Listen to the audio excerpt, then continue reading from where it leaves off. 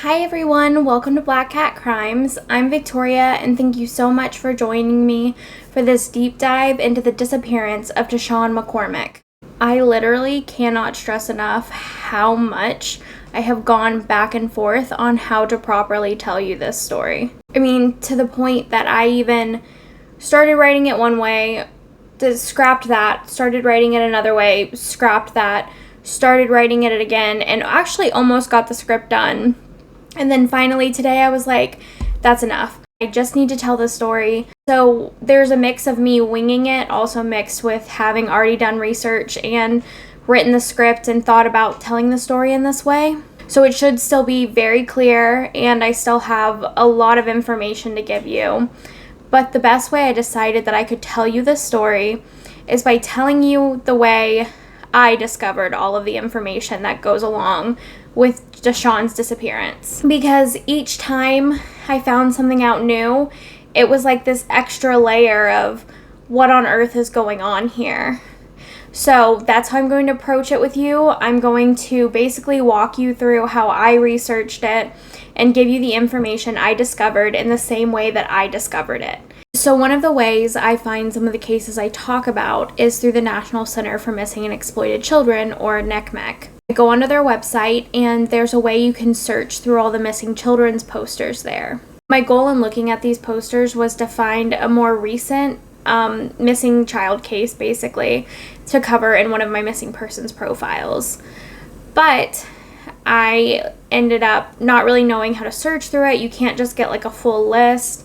So I started plugging in random states, and I ended up in Alaska. The third picture on there was of Dashawn McCormick. So I clicked on his poster, even though he had gone missing in 2013. I just wanted to know more about him, and I thought that this was a case that I could plan to cover in the future. And looking at this poster, you see this precious little boy who is biracial. He has blonde hair and the biggest smile. He's been missing since April 1st of 2013 from Anchorage, Alaska, and he was only 6 at the time he'd gone missing.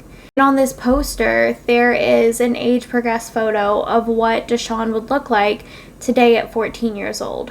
I honestly just fell in love with that cute little face. He has the sweetest smile, and so I decided to look into his case. I wanted to know a little bit more about him. And honestly, I go through phases of like writing versus editing versus filming. Video editing is not my favorite thing to do.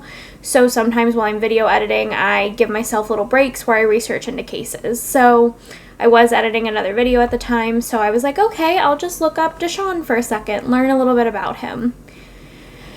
And oh my gosh, what I found. So I do this Google search and up pops recent articles about him being missing and that police are now pushing to find him again. And my first thought was, great, you know, these articles are from May of 2022. This is a recent thing, so maybe I will bump him up a little bit in some of the cases I was planning to cover. And I started looking into it more and I read the article and it just blew my mind. On April 1st, 2013, federal agents showed up to the door of Floyd Lee Jr. and Mary Transky. They had warrants for their arrest for 1 count each of securities fraud, and Floyd would also be charged with mail fraud.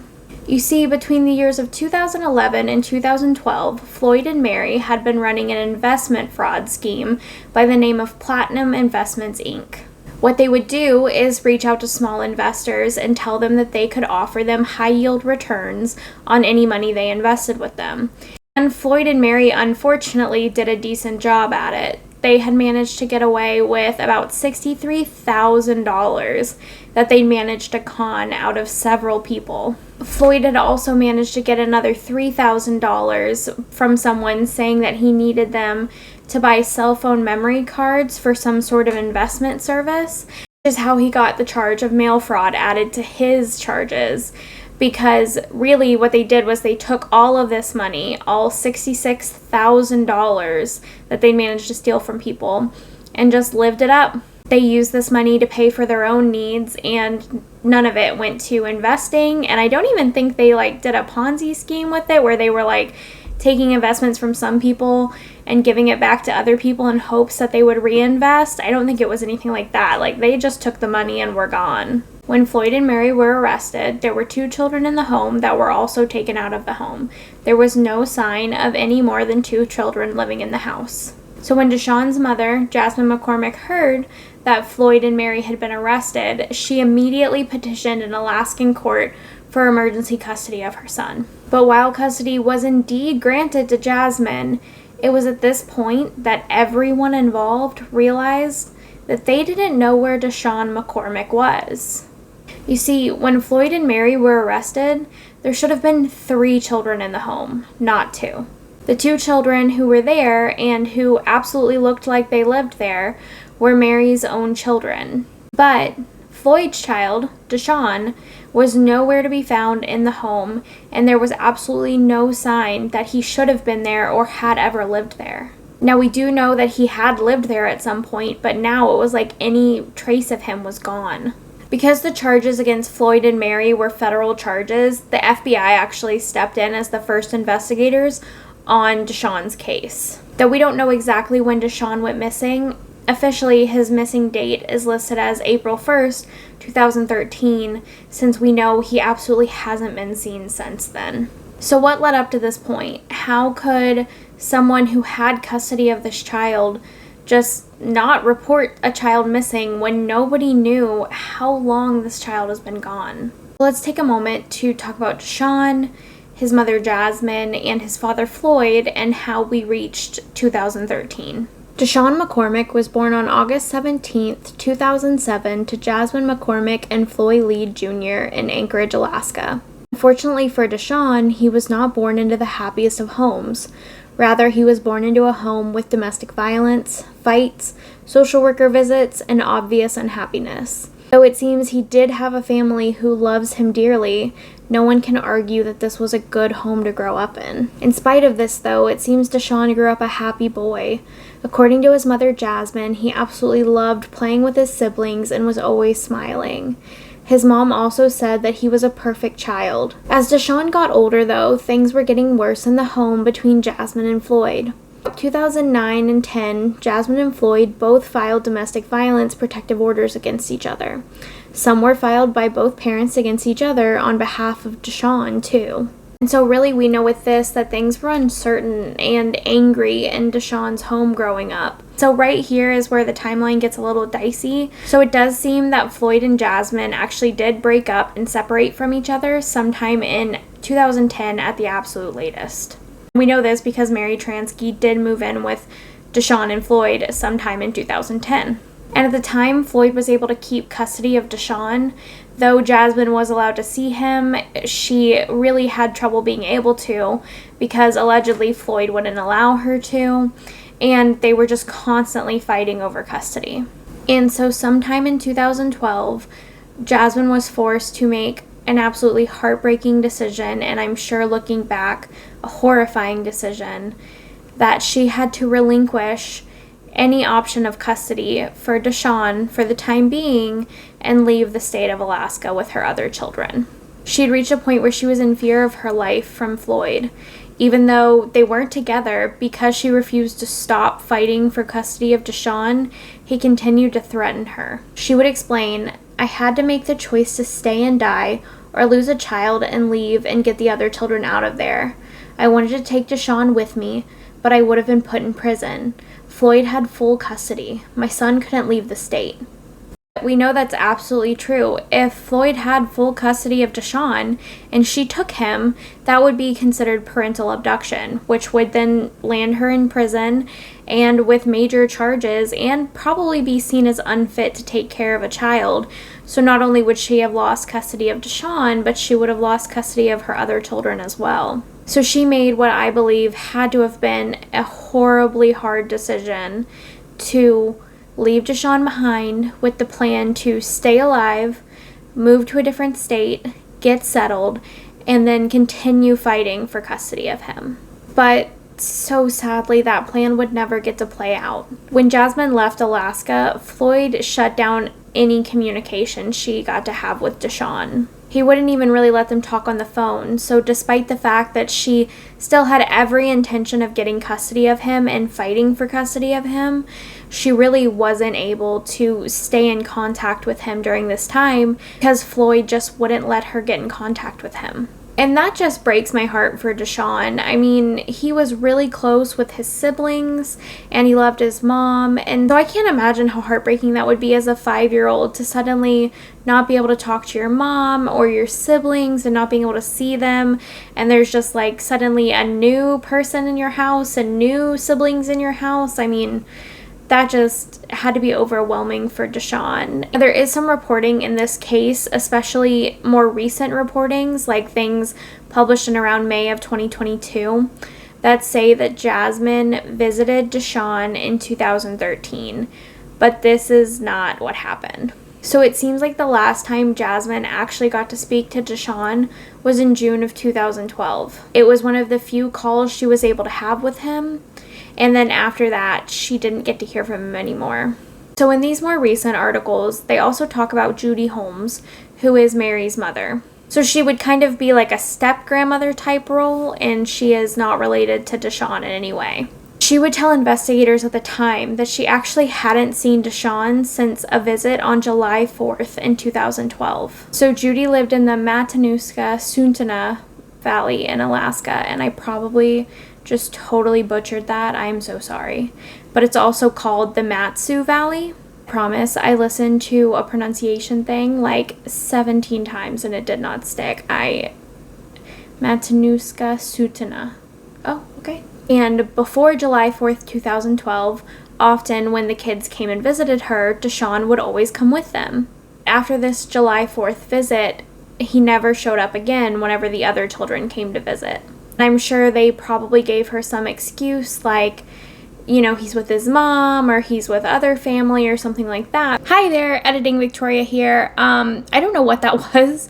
I started making a point about Judy Holmes and then just stopped making it because I messed up the line and apparently gave up instead of finishing making the point, which I feel is a pretty important point. So, you know, Judy said she hadn't seen Dashawn since July 4th, 2012.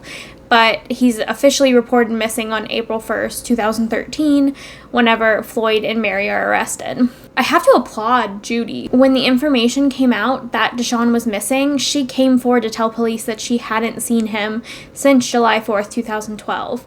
And remember, he wasn't her biological grandson, and Mary was her daughter. And yet, she did the exact right thing and told investigators the truth of what she knew, and even did interviews and things like that, trying to help find Dashawn, trying to get his name out there. So I really have to applaud Judy for coming forward to investigators to give them this information, even though I personally think it makes her daughter look very bad, or her daughter's boyfriend. But even if Floyd did something and Mary didn't say anything, that makes Mary look pretty bad too. But that was really the point I was trying to make, that Judy probably didn't have a lot of room to ask questions about where Dashawn was. She probably did, but, you know, it's easy to say, oh, he's with his mom, he's with his siblings, he's with friends, because he's not her biological grandchild. But Judy really did seem to care about Dashawn and did try to keep his name out there and help spread awareness that he was missing. Okay, now I fixed that. Back to the other Victoria. Following Floyd and Mary's arrest, a neighbor would come forward and tell investigators a story about Mary. This neighbor would tell investigators that at some point Mary had told them that she had killed Dashawn and buried him on their property. Neighbor would tell investigators that Mary bragged to them that at some point she had killed Dashawn and buried him on her property. Whenever police went to talk to Mary, who was in custody, she denied any of this. Which, like, of course she did. So there's not a lot of discussion about Mary or Floyd's explanations for why Dashawn was missing. Really, it just says that they spoke to police and they didn't tell them where he was. And now, years later, that Floyd is out of prison, he's cooperating with the investigation. Which, like, this child was in your custody, and now he is not. So unless you tell us where he is, how are you really cooperating with the investigation? seems like some valid questions to be asking. Just saying. And so really, as I was looking early into this portion of Dashawn's case, this is all the information they were really sharing. Police Detective Dave Cordie, who has been working on Dashawn's case since 2017, held a press conference on or around May 5th, 2022. And this press conference is really what has stirred up some of this new media interest in Dashawn, but I haven't seen this interest really translate over into any other less mainstream news sources. And even then, there hasn't been a lot of information that has left the Alaskan news circuit. And so I was actually reading in one of the places that I was looking into this information that Alaska really isn't a main news source for the rest of the country, unless something really crazy or really just over the top happens in Alaska, while news stories from New York City or Chicago or Detroit or Miami or California, any of those, California's a state, but or Los Angeles, any of those big cities, all those types of stories may end up everywhere in the continental United States. The stories in Alaska and some of the things that happen up there don't always make it down to us. But that is just kind of a side note of why, even though this case has so many questions and seems like there would be a lot of intrigue surrounding it in the true crime community, just doesn't seem to have gotten very far. But anyway, so Dave Cordie was talking about this case, and really there were some things that he mentioned where he didn't want to go into a lot of detail on what was said or what these things meant, such as the protective orders that Jasmine and Floyd were filing against each other in 2009 and 2010. He didn't really want to comment on those or go into depth about them. And the other thing is anything Floyd has to say. He's just said that Floyd is supposedly being cooperative with the investigation. Really, we can see that there are things that they probably know that they aren't sharing with everybody, but Detective Cordie has said that there's not really anything in particular new that has happened that has led him to, making this announcement and pushing for more information about Dashawn. Also, the National Center for Missing and Exploited Children released a new updated photo of what Dashawn would look like at 14 years old now. His birthday did just pass a few months ago, so he would be 15 now. From what I can tell, police are really trying to keep everything else kind of under wraps of any information they may know. They're just looking for help from the public. So, that brings us to the point in my research where I was kind of at the end of just the basic stuff I could find. So one thing that I have started doing is trying to look at less mainstream news sources, places where there may be rumors or people who live in the area may have more information. And I've actually been able to find articles better from the time that people have gone missing in these cases where it's been several years by going to sources like web sleuths or crime blogs, different things like that. Because obviously with searches in Google and things like that, they try to give you the most recent sources, which is helpful, but a lot of the minutia of the case gets lost throughout the years, and we all know it's those little details that add up to make a full story. Started by just looking up Floyd and Mary's names, trying to track down any information about them, and I learned a little bit more about their crimes. Charges of securities frauds and mail fraud. Mary and Lee both pled guilty in June of 2013. Mary would be sentenced to 21 months in a federal prison for her crimes, and Floyd would be sentenced to 37 months in federal prison. And the judge made a point of saying that they had really gone out of their way to take advantage of people who didn't really have the money to be investing the way that they had them invest. Basically went after people who had small savings accounts and convinced them that if they invested, they would get a lot of money out of these investments, so they should take the risk, and then ran off with it, which is really heartbreaking because I think one thing that a lot of people don't talk about is how white-collar crimes truly can ruin people's lives, the victims' lives, because they lose so much. I mean, people lose homes, they lose retirement funds, they lose, just everything. And so I I think that really, in my opinion, shows that Mary and Floyd weren't afraid to prey on little people. And the judge specifically said that they went after people who couldn't afford to lose this money. The judge was not happy about that. To me, that just adds into this character of like, they're kind of willing to take advantage of people and treat people badly. We at least already knew about on Floyd's part by the way he has allegedly treated Jasmine and at times Dashawn. Don't worry, because in my research, I found plenty about Mary as well. So I definitely want to say a thank you to Crime Blogger 1983 and their website. I was blown away by some of the information you had archived through there. So in Crime Blogger 1983's coverage of Dashawn, and in that post, there's an embedded article with the title, Alleged Harasser Sentenced for Fraud. And obviously that caught my attention because who had been sentenced for fraud? Mary and Floyd. Now, I hadn't heard of any sort of harassment other than towards Jasmine. So I was like, oh, this is going to be an article that talks more about the harassment that Jasmine was facing at the time. And, you know, maybe she'd been trying to press charges against Floyd or even just get his name out there in the media in an attempt to get custody back of Dashawn. But Jasmine was not the target of this harassment that was apparently big enough to be featured in an article and have it actually say alleged harasser instead of, you know, alleged fraudster may have been involved in harassment. So I definitely was like, what the heck is going on here? We need to check this out.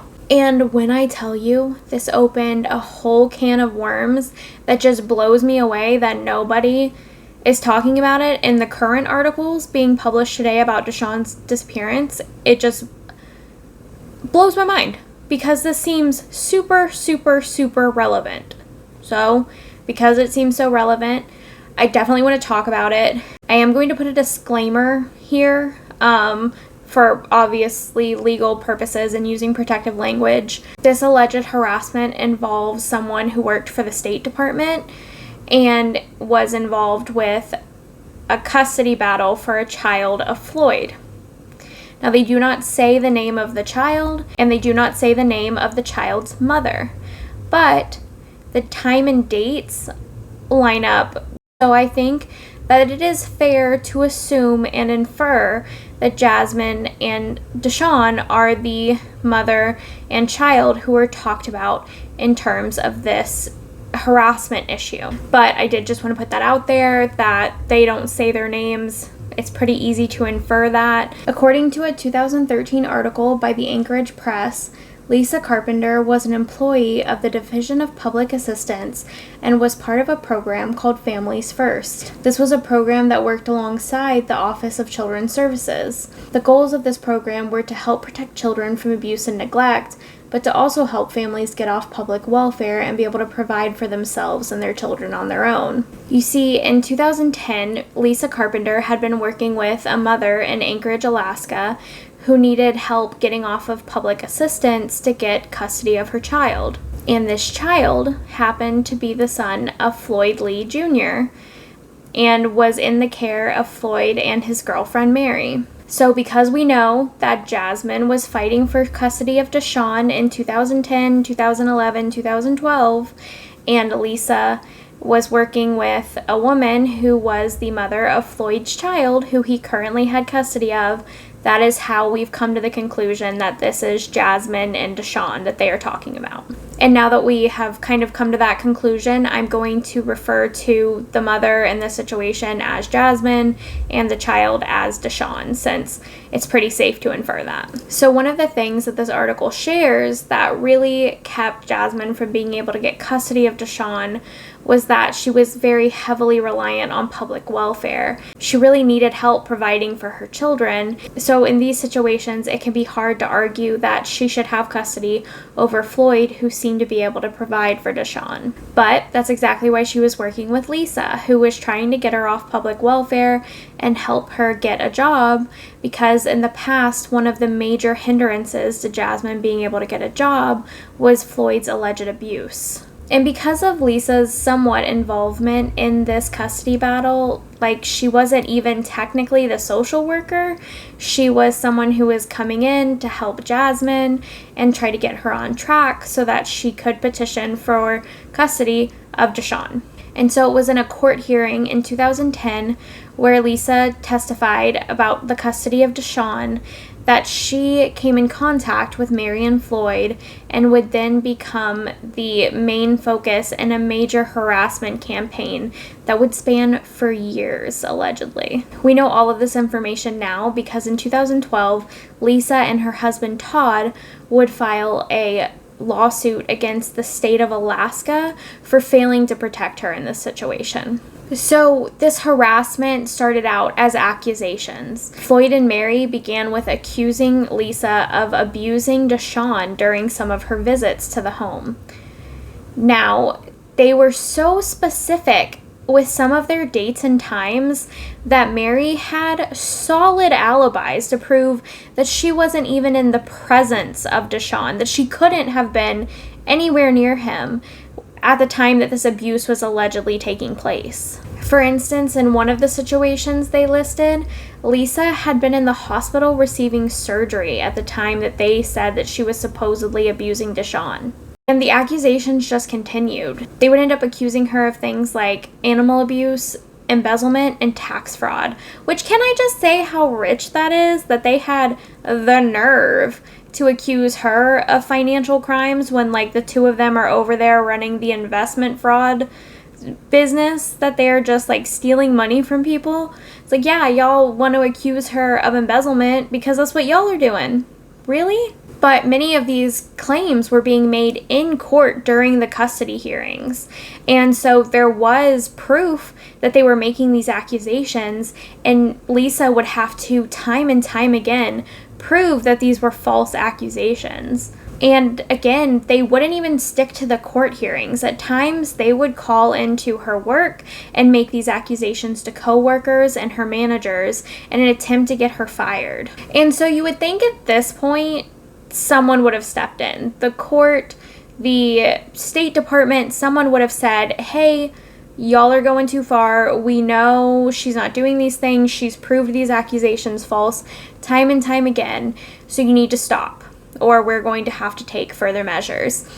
And it doesn't seem like anybody did that. Anybody took any steps like that. And so this harassment basically elevated to abuse from Floyd and Mary towards Lisa and her family. Floyd and Mary began allegedly posting Craigslist ads advertising Lisa's services for things like prostitution or advertising estate sales at her home, telling people they could come pick up cars or toys or specific things like that, so that at all hours of the day, people would just randomly show up to the Carpenter household and they would have no idea what they wanted. After this, they would begin circulating Lisa's name, phone number, address, and pictures on dating sites, posting fake dating profiles, and sometimes it seems like they may have invited men to her house to come meet her. Lisa was forced to change her phone number at one point in an attempt to make this end, to make people calling her all the time and reaching out about these things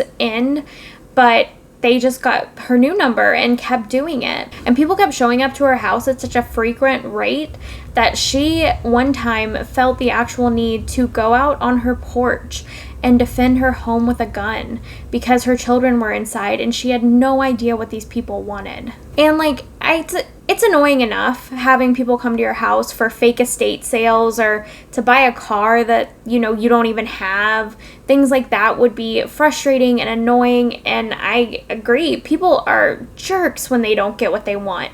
So I can't imagine how bad it would be having people come to your house for stuff like that. But the fact that they were advertising her as a prostitute on Craigslist, like, could you imagine the worst things that could have happened? We have seen this before when people have posted fake sexualized ads on Craigslist for women, and people do show up and try to attack them or take advantage of them. And so in this case, it wasn't quite as extreme, I would say, as some saying, you know, that a woman has a sexual assault fantasy or something like that.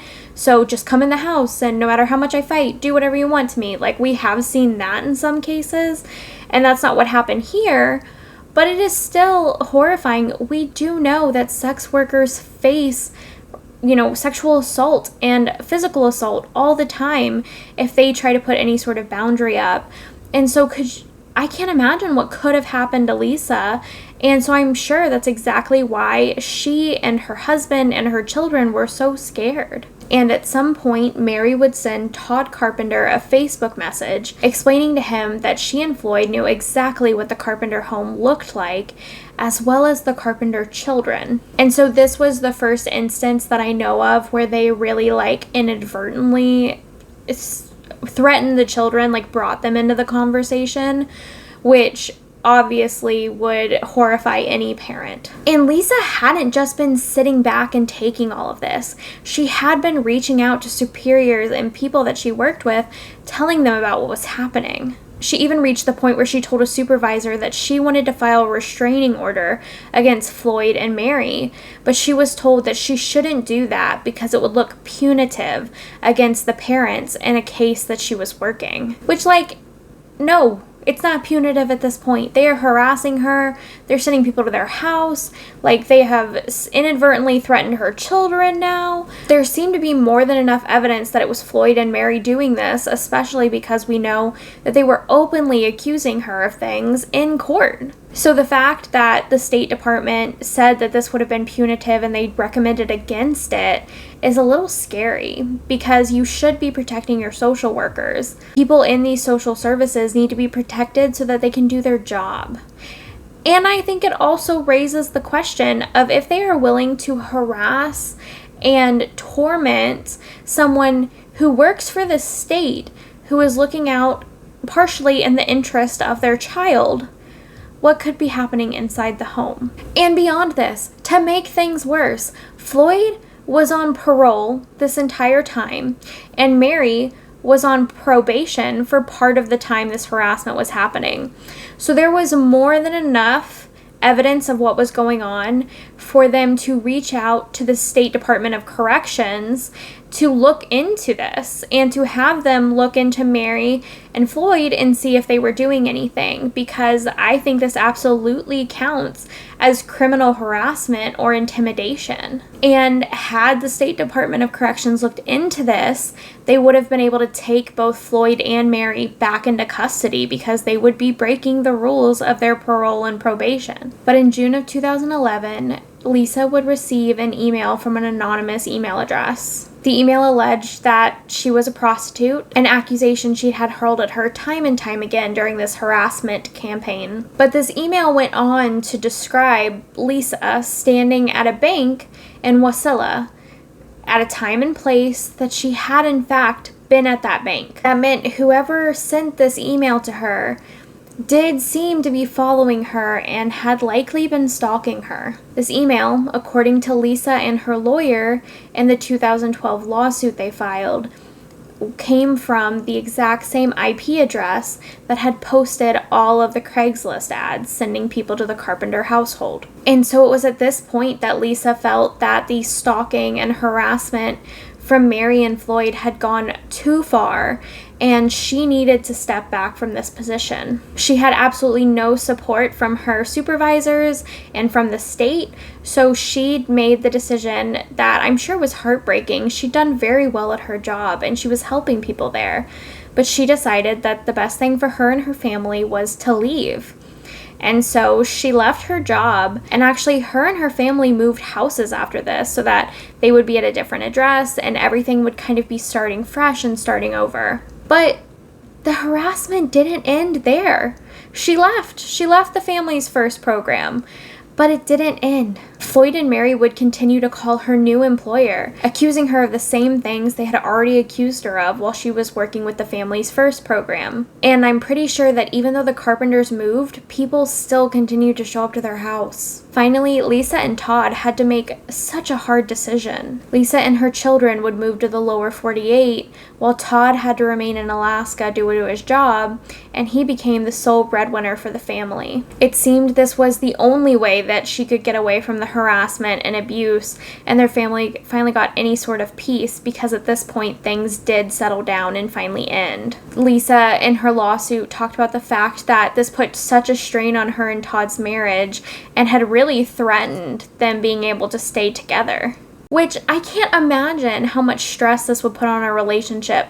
Normal stressful things test relationships at times, let alone literally having another couple be out after the destruction of your family for some reason. And it really is horrifying that the Department of Public Assistance didn't step in any way, shape, or form to help Lisa. They didn't even try moving her off the case and seeing if someone else taking over would stop the harassment, which I genuinely don't think it would have. I think it would have just changed the target of their harassment. But I mean, if they're willing to harass a state service worker in their just genuine job openly in court sometimes, then why the heck do you think these people deserve to have custody of children? That should at least be bringing up questions. And as I said, Floyd was on parole and Mary was on probation. So there definitely should have been some sort of investigation by the Department of Corrections. Because, I mean, when you're on probation or parole, officers are allowed to come check on you. And so if they were allegedly harassing and, sending people to the house of someone in the State Department who was working with Jasmine, I think that's a good enough reason to just go check things out and do at least a small investigation into what they're doing, because they absolutely should have been taken back into custody if they are guilty of the things that they were being alleged of. And now I will say, with this lawsuit that Lisa and Todd Carpenter filed, they were not suing Floyd or Mary, rather they were suing the State Department for not taking the steps to properly protect Lisa and her family. I wasn't able to find the final decision on this court case, but from what I have seen, it seems like they had pretty good proof that Mary and Floyd were involved in all of this. So I hope that Lisa was able to get some money from the State Department for the trouble that she and her family went through. So knowing this information and this timeline, that's how I came to the conclusion that Jasmine and Floyd seem to have broken up sometime in 2010 at the latest, because then Lisa would become involved and Mary was already in the picture. And I still can't get over the fact that this was happening and nobody thought to question whether or not Floyd should have custody of Dashawn. It is mind-boggling, just the fact that at some point after this, Floyd would be granted full custody of Dashawn. And I'm sure that seeing the harassment that Lisa was going through helped plant that seed in Jasmine's head of, if I don't get out, if I don't save myself, none of us are going to be saved. He is going to kill me if I keep fighting to get Dashawn, if I keep doing this right here, right in front of him where he can see me. Because he managed to chase off the person who's supposed to be helping me, fight for this custody. He managed to chase her out of Alaska. And I think that sheds a lot of light on the reason Jasmine made her decision.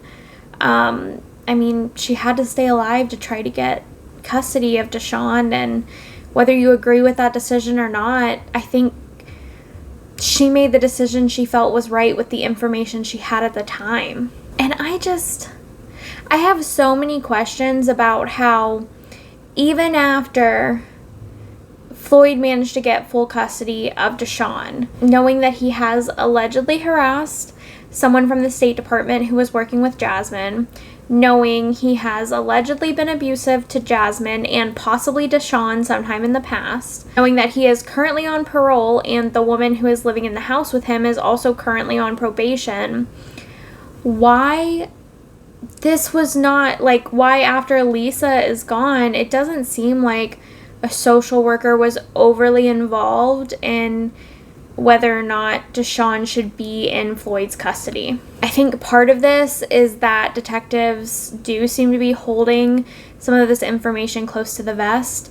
We really haven't seen a lot of it. There hasn't been a lot of it revealed. I only found out this information about the harassment of Lisa and Todd Carpenter because of, thank goodness, Crime Blogger 1983, who had that saved from way back when in 2013, because even just Googling their names and trying to track it down on my own, I had some trouble finding those articles later. But I was able to go back to Crime Blogger 1983's blog and find those articles that she embedded there. And I feel like that's the shocking bit of each level of this case, is there's a missing child. He has been missing for 9 years now. And then once you look into the case, you realize he may have been missing for up to 10 years now, because there's a chance that he hasn't been seen since July 4th of 2012. And seems like there's a chance that police didn't even really realize he was missing until Jasmine was like, "Hey, can I have custody of my son? Where is he?" And they were like, "That's a good question. Where is Dashawn?" Like, what the heck? If he had full custody, I feel like, shouldn't there be a record that Dashawn should have been in his custody? And then to know further that Mary and Floyd allegedly harassed a State Department worker so persistently and badly that she and her children had to flee the state of Alaska to get away from them. And this somehow never led the State Department into looking at whether or not these two deserve to have custody of this child. Like I said earlier, if they're willing to openly harass and make false accusations against a State Department worker in court and just openly, then what are they willing to do to a young boy in their home where no one can see what they're doing?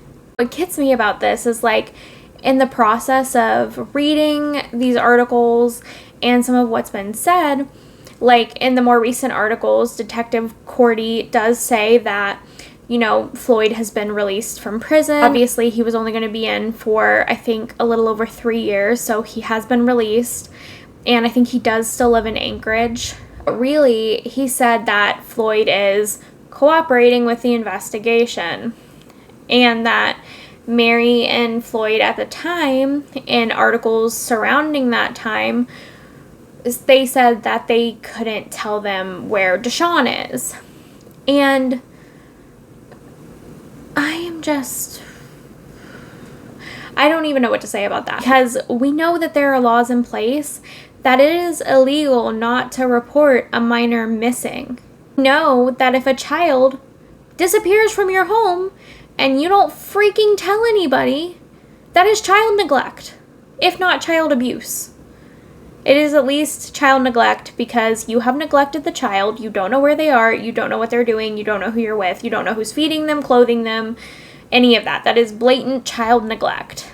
So, what on earth have Floyd and Mary been telling police that they have not been charged with anything at all whatsoever in relation to Dashawn's disappearance?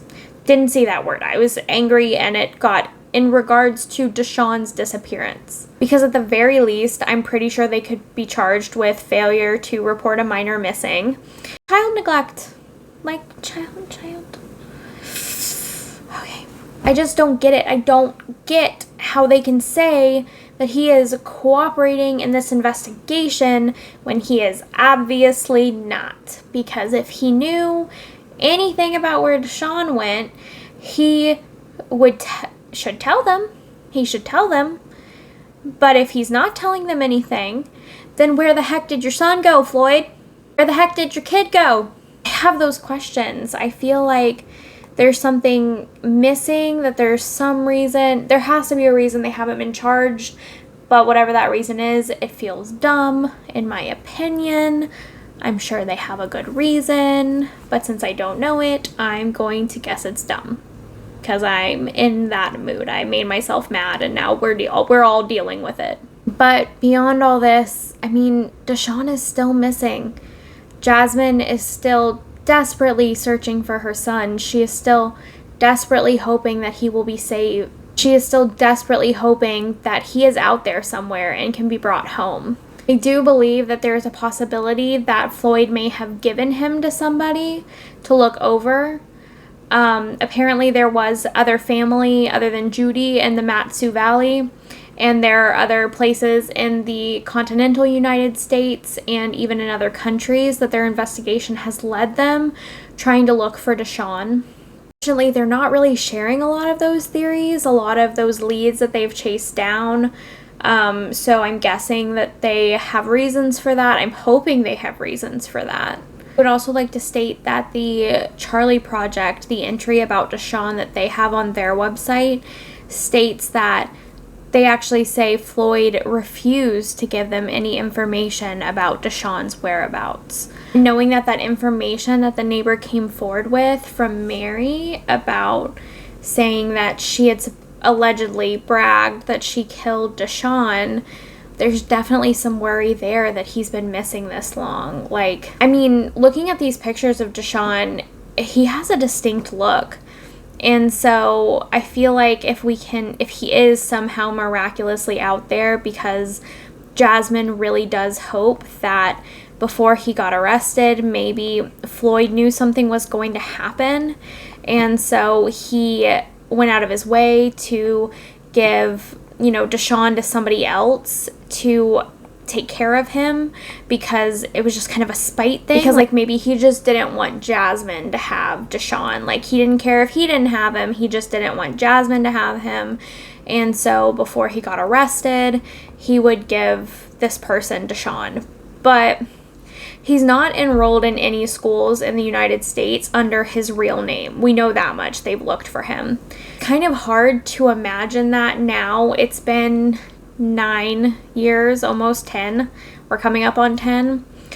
And so it makes it really hard to imagine that he may still be out there. Obviously, I don't want to give up any hope. We know that children have been found, years and years later, which is actually something Detective Cordie brought up in this news conference in May of 2022, that was the push. That is the recent interest in trying to look for Dashawn, is that they do know kids have been found, 10, 15, 20, years later. There was even a woman recently who her parents were killed when she was a baby, and she has now been found as a grown adult living in a different state 40 years later. So I think that's the hope. That's where the hope is coming from. And that's why I also want to share his story and share his face and get it all over the place, share it wherever we can, because, I hope he's out there too. I hope that something horrible didn't happen to him in that home, and that, Floyd's just a jerk and hit him. But again, that bothers me, because if he's not going to tell you where Dashawn is, put him in jail until he tells you where Dashawn is. At the very least, Jasmine now has custody of Dashawn, so if Floyd does know where Dashawn is, every day that he doesn't tell them where Dashawn is, he is actually committing custodial interference, basically parental kidnapping. It is illegal to stand in the way of the parent who's supposed to have custody, having custody of the child. And that's exactly what he's basically doing by refusing to give over any information, although Detective Cordie does supposedly say that he is working with them. I'm sure you can tell by my face how I feel about those words in that statement. Not good enough, but okay, moving on. National Center for Missing and Exploited Children has produced 2 different age-progressed photos of Dashawn, and I have them up on screen now so you can look at them. This newest one is him at 14 years old. He would currently be 15. Dashawn is a biracial male. His mom is white and his father is black. He has blonde hair with brown eyes, but this is an age progression of what he would most likely look like today. At the time he went missing, he was 3 feet and 6 inches tall and weighed approximately 45 pounds. Also has a burn scar on one of his legs and a U-shaped scar in the center of his forehead. So here's the thing that bothers me about some of the stuff Detective Cordie has said in the most recent press conference. He said that there is currently no suspect or person of interest. So we know, okay, so suspects, okay, we know what they are. They're people who you think are involved in the case. You think they have some role in the crime itself. But a person of interest is someone that just knows more information about what's going on. You think they may know a last location. You think they may know something about the family dynamics that's important. Like little things like that. It doesn't have to be that they know who did it with what, when, and where, and like all of that information. It's just someone who can contribute to the case. So they're a person of interest that you want to talk to and kind of keep an eye on and see if they can give you any more information. So you're telling me neither Mary nor Floyd, who seem to have been the last people to see Dashawn, are not people of interest at all. Not even people of interest, let alone suspects. But I just, I will say this. It feels strategic on Detective Cordie's part, some of what he's saying. I hope that's why. I hope that's why. You know, I get it. It's a hard place to be in, trying to like share the information that you think will help while not giving too much away. But I also think that there's a very soft tone, a soft hand that is being placed on Floyd and Mary's involvement in this, because this is child neglect. This is child abuse. I don't care if a child in your custody has gone missing and you have done nothing to report them missing or tell them where they are or suddenly produce the child. It is child neglect, and I don't care. I'm going to say it because I don't think that there's any reason to say allegedly. It is child neglect. That's what it is. So the fact that they are so carefully saying, like, we don't have any suspects or persons of interest, it's like, I have two of them. Because even if they didn't do anything to Dashawn, they're obviously hiding some information that could produce him. And therefore, we are now in a custodial interference situation. Which brings me back to my question, why have they been charged with nothing? Really, what Detective Cordie has pushed as the reason for this recent press conference and the new media coverage is the hopes that someone in the community can help solve what happened to Dashawn. He's quoted as saying, all it takes is finding that one person, right? Finding that one person that sees one of your articles or one of your segments of video on Today that could crack this case back open again. We can make it move forward again. He also said, we need some help from the community. We feel that somebody out there could bring us back in the forelight and we can move it forward to where we could possibly find Dashawn. If you have any information regarding Dashawn's whereabouts or disappearance, you are asked to contact Detective Cordie at 907-786-8679 and reference the Anchorage Police Department case number 14-5937. And just so you know, even if you have the smallest bit of information, if you're someone out there who feels you know something, who remembers something from that time, who overheard something, who heard a rumor, who heard this or that, just go ahead and call. Go ahead and share it with the police. A lot of times, these little pieces that someone just says, oh, well, that's not important enough to share with police, that is the missing piece that they're looking for, because we don't know what all the puzzle pieces are that they have. And so you may have that last little tiny piece that they can just place in and say, great, now we know what happened. My heart absolutely goes out to Jasmine. Hopefully someone out there will be able to give police the information they need to solve this case finally. One thing that I haven't seen mentioned is that if police have searched any of Mary's property where she could have supposedly buried Dashawn, according to this neighbor's statement, very hopeful that they didn't just take her at her word that she didn't do anything to him, and that they actually did search the property to some extent. This is not something that has been shared with the public if they have, but that's just something I wanted to add to this discussion so that we have a full picture of what has been looked into and what hasn't been. Could have been, but based on my knowledge, I can honestly say I don't know. I'm just hopeful that it did. And I think that's it. If you've made it this far in the video, thank you so much for watching all of it. It was a little bit different than my past videos have been because I was kind of half going off a script and half not going off a script. So if you have made it this far, please let me know what you think about that. Would you prefer that I do these a little bit more off the cuff from now on, just based off research and a very loosely lined script? Or would you prefer that I go back to the very structured version, just to make sure that it's a little less all over the place and maybe I don't get as wound up? Again, my heart absolutely goes out to Jasmine and her family. I hope that before too long, police will be able to get the information you need to bring Dashawn home. Thank you so much for watching. With that, please stay safe. I can't wait to see you in the next video. Bye.